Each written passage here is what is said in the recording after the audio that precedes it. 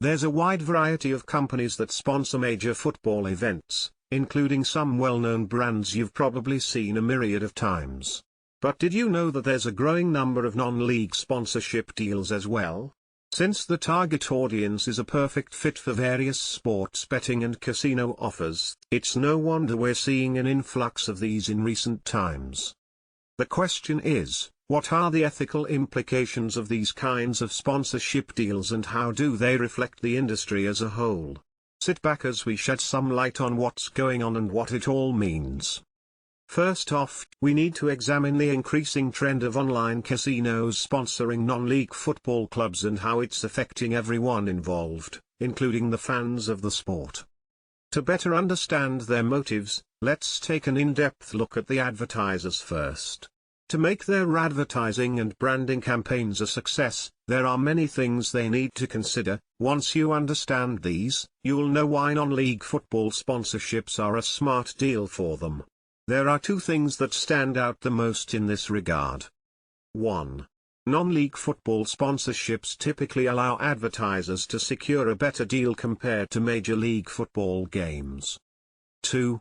The audience is targeted and thus likely to be interested in these matching offers. Now let's look at what the clubs are getting from these deals, which mostly boils down to financial support, aiding in player payments, amenities and equipment. However, this raises certain ethical concerns within communities. Our society is growing increasingly aware of the dangers of gambling addiction, and promoting gambling in the face of these issues is a delicate issue indeed. In other words, while these sponsorship deals have numerous advantages for everyone involved, ideally, we don't want to step in the territory of normalizing gambling or at least take the steps necessary to minimize this undesired side effect. Sport 9 Avjusan Igra Nasriko Starpojma, Kid Resta Zedroko v Roki.